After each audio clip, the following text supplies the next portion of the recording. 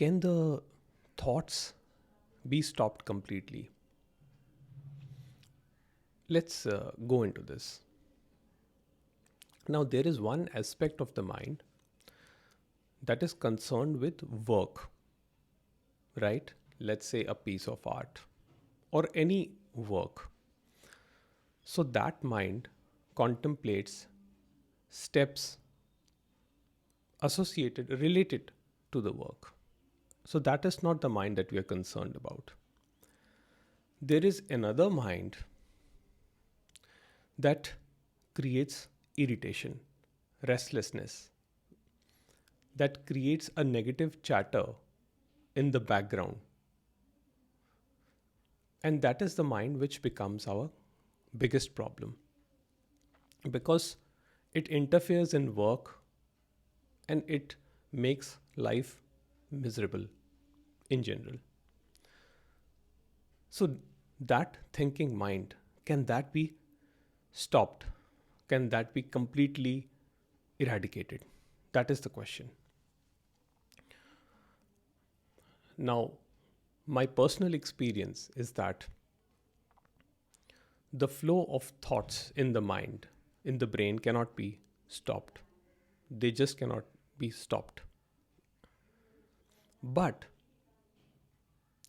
once this whole mechanism of thinking is understood, those thoughts do not carry forward as suffering in time. That is the only difference. So, what happens is that you experience that thoughts arise in consciousness in a given moment, and you cannot control which thought arises in which given moment. You cannot control, you cannot choose the thoughts. The thoughts simply arise in every human being, irrespectively how spiritually mature they are. But what happens is, once the unreality of the thought is seen, then it does not translate into suffering as horizontal time. In other words, you stop identifying with the content of consciousness because you have been in that space of infinite consciousness. So, again, the irritation may still arise in a given moment. The trouble, the restlessness may still spring up in a given moment. But it does not sustain for long. It gets cut off with this understanding that there is only thought, but no thinker of anything. There is only the observation and no observer. But the problem is that this thinking that arises has been labeled in such a negative manner by our society that we immediately create this dualistic split of me versus the thinking. We think that thinking is something apart from myself, and then I'm constantly at war with my thinking mind. But that invariably creates even more trouble and more irritation, because then I think that I am someone who can control my mind through so and so method, through practices, through yoga, meditation. I think that if I spend long hours in meditation, maybe one day I'll just completely stop all thoughts and reside in the bliss of samadhi. But you see, even samadhi is a state. Even samadhi does not sustain for eternity. It's not going to last. It's going to end.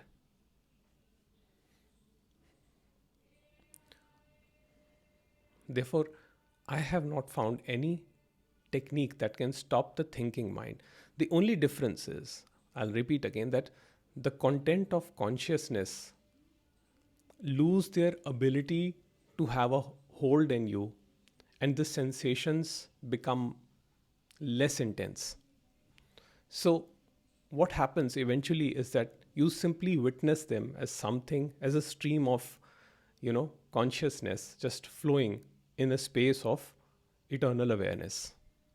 You don't get involved with that thinking. That involvement gets cut off. So a fear may still arise, a fear about failing in some endeavor, a fear about losing a loved one, that may still arise. But it is seen, the unreality of that is seen. It is seen that it is an appearance in consciousness, in the vast space of consciousness, in the infinite space of consciousness. And that recognition itself drops the thought, cuts off the thought. You see, even Ramana Maharishi, he says that the root of all thinking is the I thought. The sense of this central agency which thinks that it is in charge of everything, which takes ownership of the thinking and creates the separation between me and the thinking. So this I thought,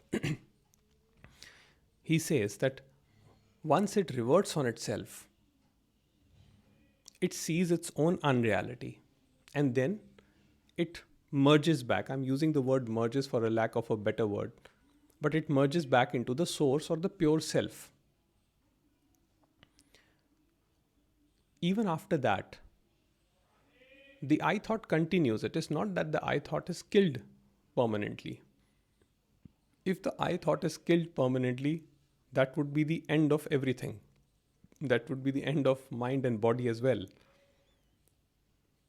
The I thought still rises, but now it comes up with a very different quality, with an understanding.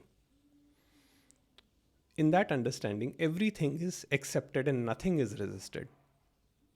So, all content is seen.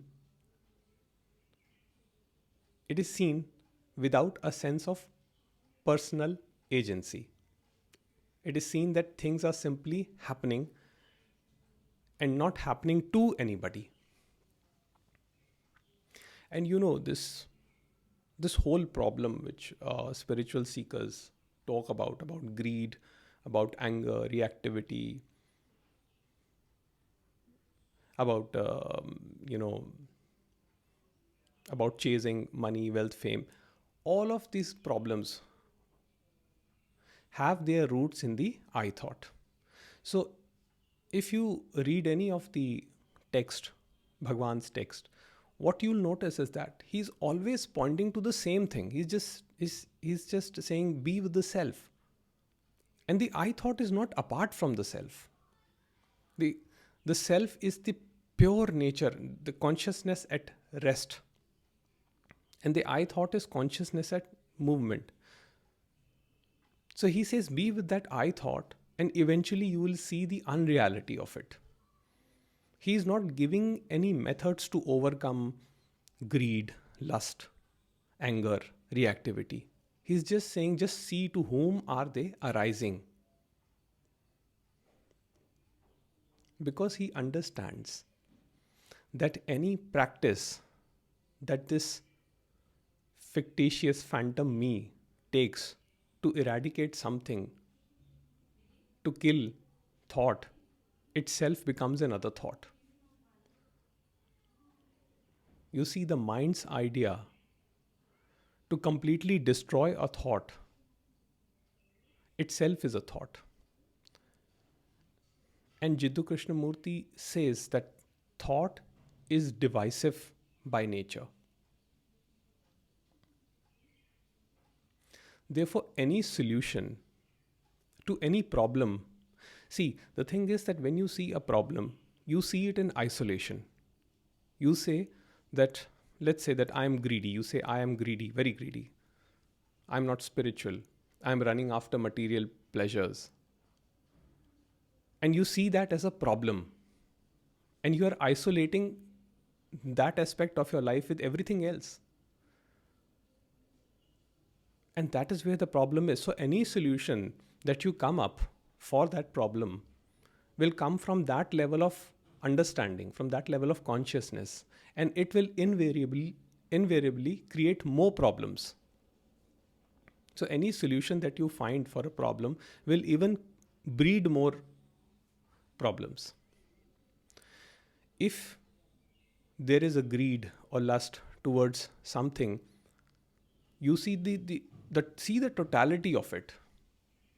It starts from the childhood, your conditioning, the school you went to, the people you associated with, your economic situation, your financial situation, your relationships,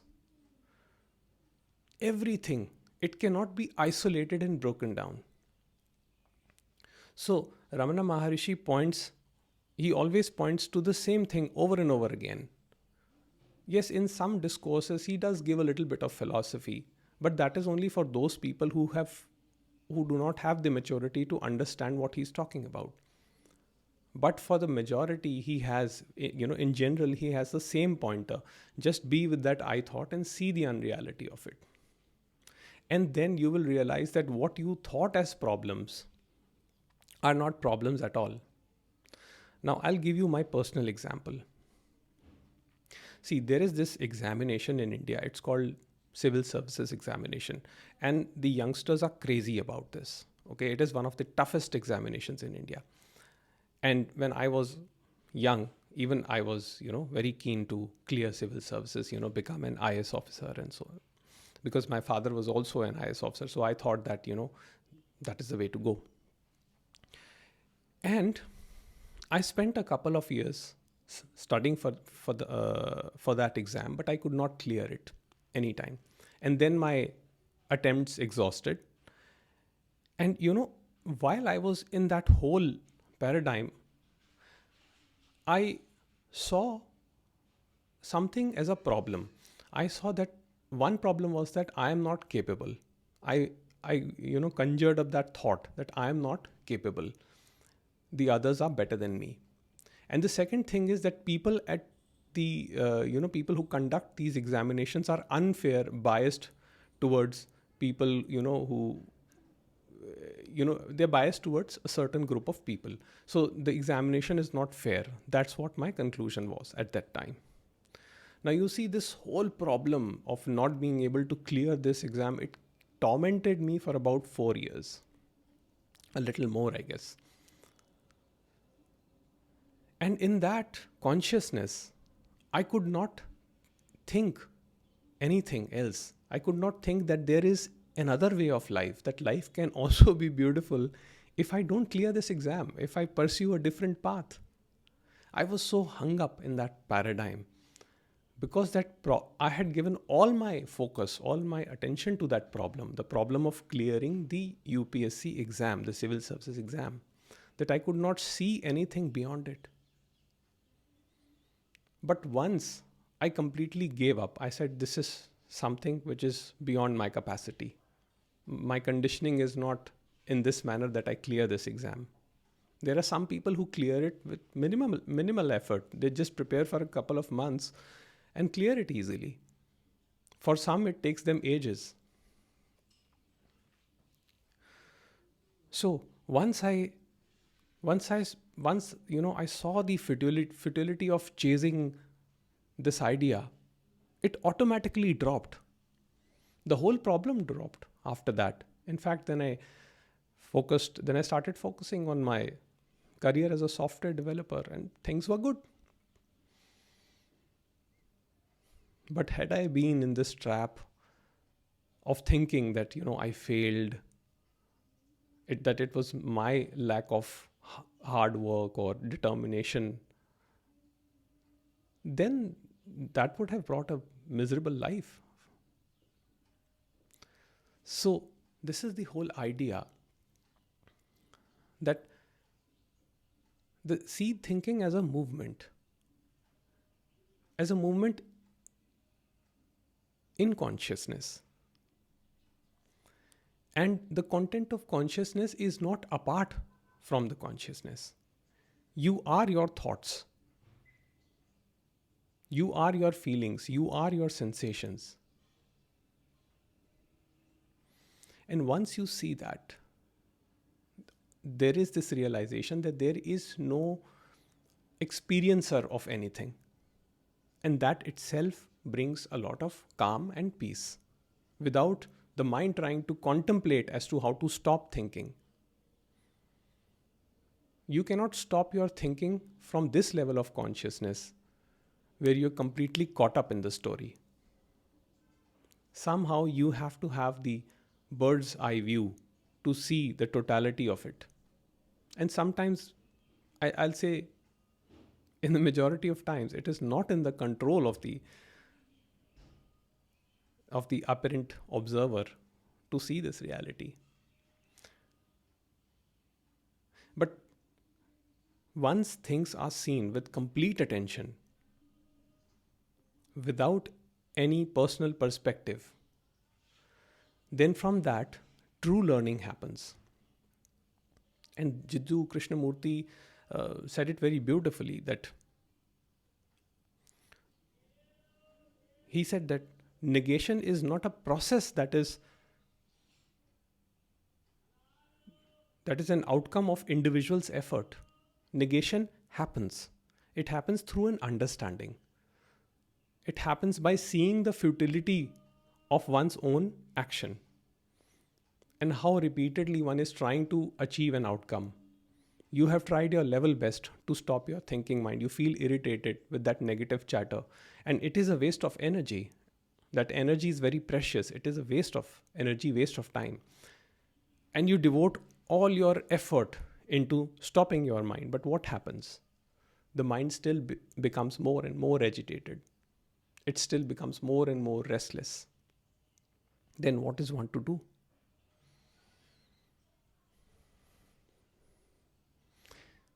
See, investigate, to whom does this problem matter? Where is the locus of this problem? Where is the root of this problem? Because if you're obsessing to find a solution to this problem, you will see that you get caught up in more problems. The more effort you try to put to control your mind, the more it slips out of your control, and the more pain and anxiety and suffering it creates for you. But if you've understood the futility and divisive nature of thought and thinking, if you've totally understood it, then everything drops by itself without you trying to do anything.